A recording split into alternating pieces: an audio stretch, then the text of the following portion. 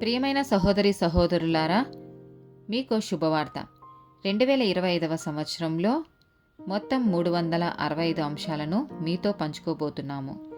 జనవరి 1వ తేదీ నుండి ప్రతిరోజు ఒక అంశము మరియు దానికి సంబంధించిన వాక్యమును పంచుకుంటాము. దయచేసి ఆ వాక్యములను వినండి, ధ్యానించండి మరియు ఆశీర్వదించబడండి. దయచేసి సబ్స్క్రైబ్ చేయండి మరియు మీ స్నేహితులతో పంచుకోండి. ధన్యవాదాలు.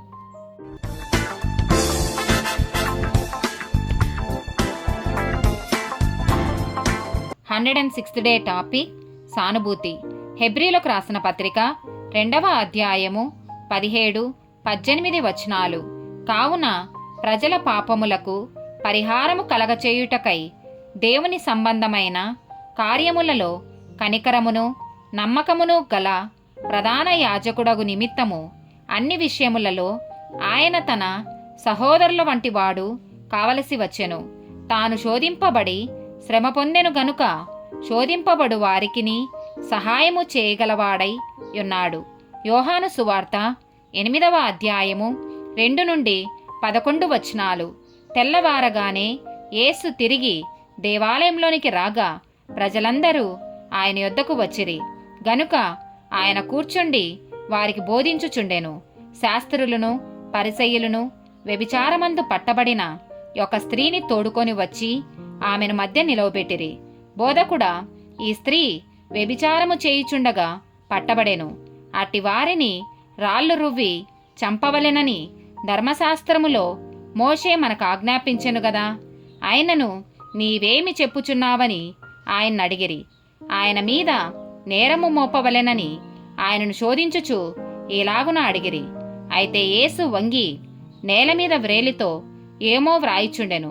వారాయనను పట్టువదలక అడుగుచుండగా ఆయన తల ఎత్తి చూచి, మీలో పాపము లేనివాడు మొట్టమొదట ఆమె మీద రాయి వేయవచ్చునని వారితో చెప్పి మరలా వంగి నేల మీద వ్రాయిచుండెను. వారా మాట విని పెద్దవారు మొదలుకొని చిన్నవారి వరకు ఒకని వెంట ఒకడు బయటకు వెళ్ళిరి. యేసు ఒక్కడే మిగిలెను. ఆ స్త్రీ మధ్యను నిలవబడి ఉండెను.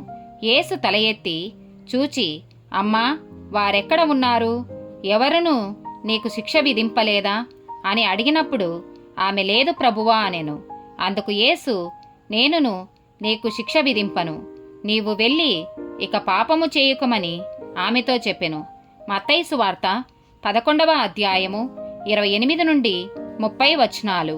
ప్రయాసపడి భారము మోసుకొనుచున్న సమస్త జనులారా, నా యొద్దకు రండి, నేను మీకు విశ్రాంతి కలగచేతును.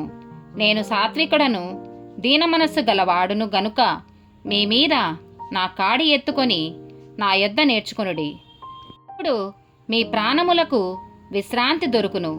ఏలయనగా నా కాడి సులువుగాను నా భారము తేలికగాను ఉన్నవి. 2వ కొరింథీయులకు రాసిన పత్రిక 1వ అధ్యాయము 3-5 వచనాలు.